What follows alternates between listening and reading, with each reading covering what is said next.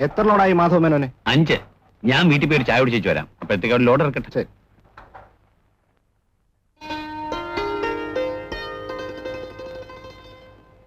ഇന്നെന്താണ് പഠിത്തം ഇല്ലേ? എന്താ കാര്യം? ഞങ്ങൾക്കറിയാൻ പാടില്ല. സമരം ചെയ്യുന്നവർക്ക് എന്താണെന്ന് അറിയാൻ മേല. ചെല്ലിയല്ലേ, കച്ചവടമെങ്കിലും നടക്കട്ടെ. മോളെ, മോക്കൊന്ന് സമരമാണോ? എന്തിനാ സമരം? വീട്ടിൽ പോരാൻ. സന്തോഷം. ലക്ഷ്മി, ഒരു ചായ ഇട്. ഇനി ഇപ്പൊ എന്തിനാ ചായ കുടിക്കുന്നത്? ഊണ് കഴിക്കാം. ഒരു ലോഡ് ഇറക്കിയിട്ട് ഉണ്ണാവടി. നീ ചായ എടുക്ക്. അച്ഛാ, ഞങ്ങളെ പള്ളിക്കൂടത്തിലെ വാർഷികമാ. നിനക്കെന്താ? കളി ചേർന്ന കുട്ടിയോള് പേര് കൊടുക്കാൻ പറഞ്ഞു. ഞാനും ചേരട്ടെ അച്ഛാ? നീ ഏതാ ചേരുന്നേ? ഓട്ടത്തിന്. ചേർന്നു. പക്ഷെ ഒരു കാര്യം, 1ാം സമ്മാനം മേടിക്കണം. ഏറ്റു. എന്നോട് ഭാരം എന്നോട് തോളിൽ ഏറിയതിൽ പിന്നെ എന്തൊരു നാശം. ഹൈലാങ്കോലി എന്നോട് ഭാരം എന്നോട് തോളിൽ ഏറിയതിൽ പിന്നെ. ചായക്ക് ചൂടൊക്കെ ഉണ്ടോടെ? പറഞ്ഞിട്ട് തന്നെ നോക്കട്ടെ. അല്ല വന്നേ, ചായ കുടിച്ചേ.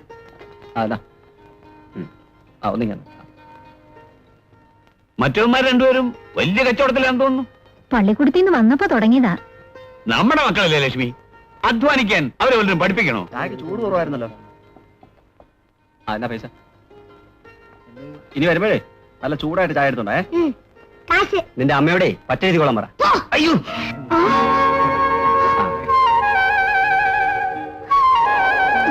നീ എന്തിനാണ് അയാളെ പിടിച്ച് തള്ളിയത്?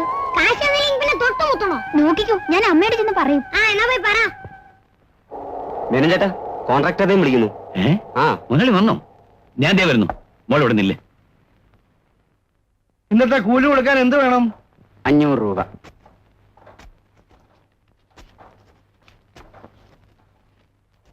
ആ 700 രൂപയുണ്ട്. മാധവൻ വന്നോ? നമസ്കാരം മുതലാളി. കൂലി കൊടുത്തിട്ട് വൈകുന്നേരം കണക്ക് വെച്ചാൽ മതി. മാധവൻ വരണം. നാളെ അപ്രോച്ച് റോഡിന്റെ പണി തുടങ്ങണം. അതിന് നിന്റെ വീട് പൊളിച്ചു മാറ്റണം. വേറെ വീടിന്റെ കാര്യം ആരോടെങ്കിലും പറഞ്ഞിട്ടുണ്ടോ? ആരോട് പറയാനാ? ഉണ്ടായിരുന്നെല്ലാം വിറ്റുപെറുക്കി വയനാട്ടിൽ പോയി. ഒടുവിൽ വെറും കൈയോടെ തിരിച്ചു വന്നപ്പോ മുതലാളിയുടെ ലോറി എനിക്ക് ജോലി തന്നു. പുറമ്പോക്ക് വീട് കെട്ടി താമസവുമായി 3 കൊല്ലം അങ്ങനെ കഴിഞ്ഞു. വേറെ വീടിന്റെ കാര്യമൊന്നും ഓർമ്മിച്ചില്ല. നിന്റെ വീട് പൊളിച്ചു മാറ്റാതെ എനിക്ക് പണി തുടങ്ങാൻ പറ്റില്ലെന്ന് നിനക്കറിയാമല്ലോ. അയ്യോ, എനിക്കതിന് തടസ്സമൊന്നുമില്ല മുതലാളി. നാളെ തന്നെ പരിഗണിച്ച് മാറ്റിയേക്കാം. പിന്നെ നീ എങ്ങോട്ട് പോകും? അധ്വാനിക്കാനുള്ള മനസ്സും ശരീരവും ഉണ്ട്. കാത്തുരക്ഷിക്കാൻ ഈശ്വരനും. പിന്നെ വരും പോലെ വരട്ടെ.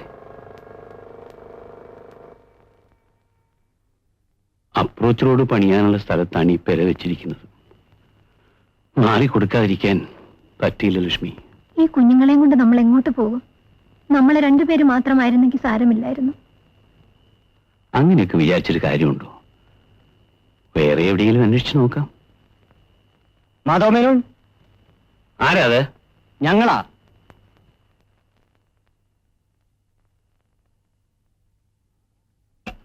ആഹാ, നമസ്കാരം. നിങ്ങളായിരുന്നോ? എന്താ ഈ രാത്രിയില്? ഈ വീട് പൊളിച്ചു മാറ്റണമെന്ന് കോൺട്രാക്ടർ പറഞ്ഞോ? പറഞ്ഞു. അപ്രോച്ച് റോഡ് പണിയാൻ വേണ്ടിയാ. പൊളിച്ചു മാറ്റണം. എന്തിന്? നിങ്ങൾക്ക് താമസിക്കാൻ ഒരു വീട് വേണ്ടേ? എന്ന് പറഞ്ഞാൽ ഞങ്ങൾ പറയുന്ന പോലെ അങ്ങ് ചെയ്തേച്ചാ മതി. പുര പൊളിച്ചു മാറ്റാൻ പറ്റില്ല. മാറ്റണമെന്ന് നിർബന്ധമാണെങ്കിൽ കോൺട്രാക്ട് 25,000 രൂപ തരട്ടെ. 25,000 രൂപയോ? എന്ത് കാര്യത്തിന്? പാലവും അപ്രോച്ച് റോഡും കൂടി ചേർത്താണ് അയാൾ കോൺട്രാക്ട് എടുത്തിരിക്കുന്നത്. എല്ലാ പണിയും പൂർത്തിയാകാതെ അയാൾക്ക് ബില്ല് മാറി കിട്ടില്ല. ഇപ്പൊ പിടിച്ച പറയുന്ന കാശ് കിട്ടും. അതെന്ത് ന്യായമാ? ഈ പുറമ്പോക്കി കൊണ്ടുവന്ന് പെരവെച്ചത് ഞാനാ. അലഞ്ഞു തിരിഞ്ഞു വന്ന എനിക്ക് അദ്ദേഹം ഒരു ഡ്രൈവർ ജോലിയും തന്നു. അതിനെന്താ പുര പൊളിച്ചു മാറ്റാനാ രൂപ ചോദിക്കുന്നത്? ഇല്ല, ഞാനൊരിക്കലും അത് ചോദിക്കില്ല. ചോദിച്ചില്ലെങ്കിൽ തന്നെ കൊണ്ട് ചോദിപ്പിക്കും ഞങ്ങൾ. ഇല്ലെങ്കിൽ ഈ നാട്ടിൽ കഴിയാമെന്ന് താൻ കരുതണ്ട. സംഘടിത ശക്തിക്കെതിരായി കരിങ്കാലിയായി കളയാമെന്നോ? പറപ്പിച്ചു കളയും ഞങ്ങൾ. ഇവിടെ കുഞ്ഞുങ്ങളെയും കൊണ്ട് ജീവനോട് കഴിയണമെങ്കിൽ ഞങ്ങൾ പറയുന്നതനുസരിച്ചു.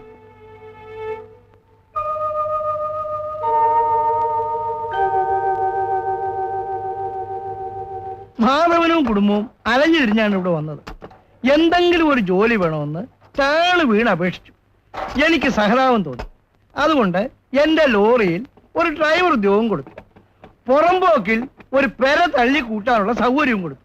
ഇപ്പൊ ആ പുര പൊളിച്ചു മാറ്റാൻ ഞാൻ രൂപ കൊടുക്കണമെന്ന് പറയുന്നത് ന്യായമാണോ? ന്യായമായാലും അന്യായമായാലും മാധവമേനോന്റെ പുര അവിടുന്ന് പൊളിച്ചു മാറ്റണമെങ്കിൽ 25,000 രൂപ അയക്ക് കൊടുക്കണം. 25,000 തുക മോശമല്ലല്ലോ. പക്ഷേ അതിന്റെ വകുപ്പൂടെ എന്നെ ഒന്ന് അറിയിച്ചാൽ വലിയ ഉപകാരമായിരുന്നു. അയാൾക്ക് വേറെ വീട് വേണ്ടേ? വീട് ആവശ്യമുള്ള ഒത്തിരി പേര് ഈ നാട്ടിലുണ്ട്. അവർക്കെല്ലാം 25,000 രൂപ വെച്ച് കൊടുക്കാൻ എനിക്കെന്താ ബാധ്യത?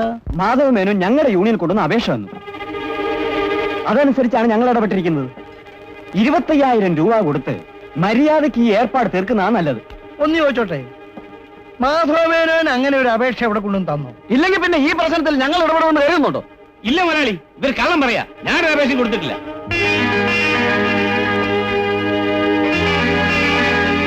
എനിക്കൊരു പൈസയും വേണ്ട. ഞാൻ ഇപ്പൊ തന്നെ പരിവഴിഞ്ഞു തന്നേക്കാം. എടോ മേനോൻ, നിങ്ങൾ നിങ്ങളുടെ പാട് നോക്കിയതാവേ. നിങ്ങൾക്ക് ആവശ്യമുണ്ടെങ്കിലേ പണം ചോദിച്ചു വാങ്ങിച്ചോണം. എന്നെ ഇതിനിടയ്ക്കൊന്നും വലിച്ചിടാൻ പറ്റില്ല. ഞാൻ പോകുന്നു മുതലാളി. ഇനിയിപ്പോ 25,000 ആരെയാണാവോ ഏൽപ്പിക്കേണ്ടത്? കളിയാക്കണ്ട കേട്ടോ. അവന് ഞങ്ങളൊരു പാഠം പഠിപ്പിക്കാതെ വിടില്ല. പാടോ.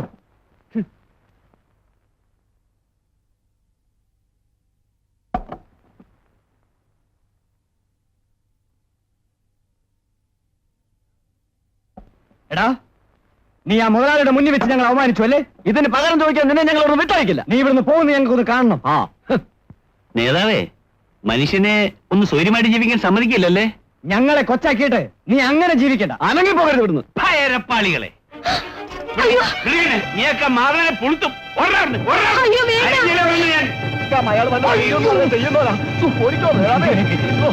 കാല് മാറിയാലും വേണ്ടില്ല, ഓടിക്കോ. ഇനിയിപ്പോ അവന്മാർ നിന്നെ ഉപദ്രവിക്കാൻ വരില്ലടോ. മനുഷ്യനെ ജീവിക്കാൻ അനുവദിച്ചില്ല, പിന്നെ എന്ത് ചെയ്യും മുതലാളി? നീ ഇത്രയേറെ നന്ദിയും സ്നേഹമുള്ള ആളാണെന്ന് ഞാൻ അറിഞ്ഞിരുന്നില്ല. ഇന്നത്തെ കാലത്ത് ഇതുപോലുള്ള ആളുകൾ കുറവാണ്. 1000 രൂപയുണ്ട്. ഇതെന്തിനാ മുതലാളി? എവിടെയെങ്കിലും നിനക്കൊരു വീടുണ്ടാക്കണ്ടേ? അതിന് എന്റെ വക സംഭാവന. ക്ഷമിക്കണം മുതലാളി, ഞങ്ങൾക്ക് ആവശ്യമുള്ളത് ഞങ്ങൾ ജോലി ചെയ്ത് സമ്പാദിക്കും. സംഭാവന സ്വീകരിച്ച് ശീലമില്ല. മുതലാളിക്ക് വിഷമം തോന്നരുത്. എങ്കിൽ ജോലിയിൽ ജീവിക്കാൻ മറ്റൊരു വഴി ഞാൻ പറയാം. എന്താ മുതലാളി? അപ്രോച്ച് റോഡിന്റെ പണി ഞാൻ സബ് കോൺട്രാക്ട് കൊടുത്തിരിക്കുകയാണ്. അതുകൊണ്ട് നീ ഓടിക്കുന്ന എന്റെ ലോറിക്ക് ഇനി ഇവിടെ പണിയില്ല. ആ ലോറിയിൽ ഈ സാധനങ്ങളെല്ലാം കയറ്റി നീ എന്റെ നാട്ടിലേക്ക് പോകൂ. അവിടെ ചെന്നിട്ട് ഈ ലോറിയിൽ തന്നെ നിനക്ക് ജോലി ചെയ്യാം. ധാരാളം പണി കിട്ടും. എന്തു പറയുന്നു?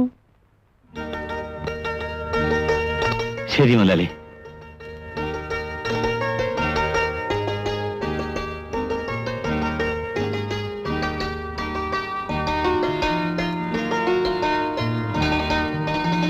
കേറമോളെ. കേടാ, അങ്ങോട്ട് മാറിയരി.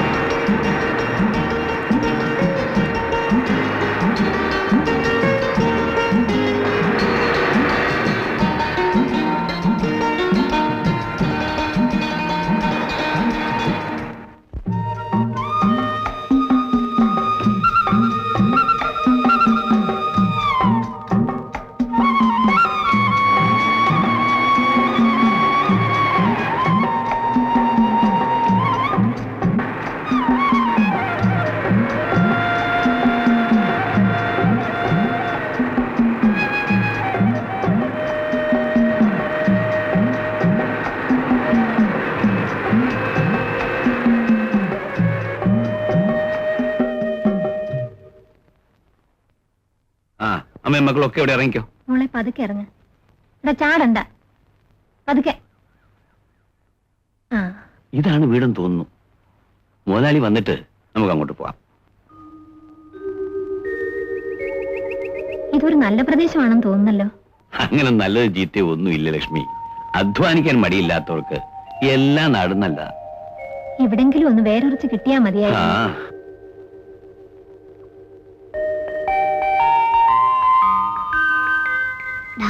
ഒത്തിരി പൂവുണ്ട്, പറിക്കട്ടെ? അയ്യോ വേണ്ട വേണ്ട, ഇവിടെ.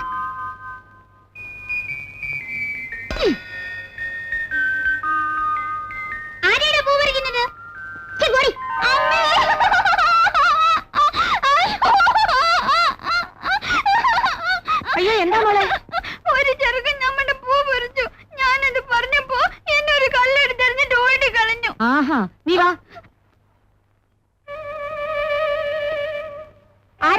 കല്ലെടുത്തെറിഞ്ഞത്? അയ്യോ ആരാ? ദേ ആ ചെറുക്കനോ? എടാ നീ കല്ലുവരിച്ചെറിഞ്ഞോ? നിന്നെ കൂടി ഞാൻ തോട്ടിലോടാ കുരുത്തം കെട്ടവനെ. നിന്നെ ഞാൻ ശരിയാക്കുന്നുണ്ടോ? നിന്റെ തൊടയിലെ തൊലി ഞാൻ ഇന്ന് എടുക്കുന്നുണ്ട്. കുരുത്തം കെട്ടവനെ നിന്നെ ഞാൻ ഇങ്ങോട്ട് മാറിയടാ. മാധവ, എന്താ മാധവ? ആ ചെറുക്കനൊരു കല്ലെടുത്ത് ഉഷമ്മയുടെ കാലിലെറിഞ്ഞു. അത്രേ ഉള്ളോ? അതിന് മാധവൻ എന്ത് ചെയ്യാൻ പോകുന്നു? ഇവന്റെ ശല്യം കൊണ്ട് സഹിക്കാൻ വയ്യ മുതലാളി. ചാലമില്ല കുട്ടികളല്ലേ, പോരെങ്കിലും അല്പം കുസൃതി കൂടുതലാ അവന്. പോട്ടെ മോളെ, സാരമില്ല. ആ ഭാഗീരഥി, ഞാനിന്നലെ ഫോണിൽ സംസാരിച്ചില്ലേ, അത് ഇവരുടെ കാര്യമായിരുന്നു. എന്നിട്ടെന്താ അകത്തേക്ക് വരാതിരുന്നത്? മുതലാളിയുടെ വന്നോട്ടെ എന്ന് കരുതി. നിങ്ങളുടെ എല്ലാ വിവരങ്ങളും ഞാൻ ഭാഗീരഥിയോട് സംസാരിച്ചിട്ടുണ്ട്. ആ, എന്റെ ഡ്രൈവറെ കൂടെ കൂട്ടിക്കൊണ്ട് പോയിക്കോളൂ.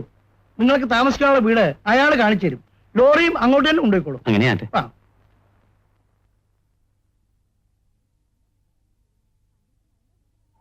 കണ്ടിട്ട് നല്ല കൂട്ടരാണെന്ന് തോന്നുന്നു. പക്ഷെ ചെറുക്കനെ സൂക്ഷിക്കണം, വിളഞ്ഞ വിത്ത.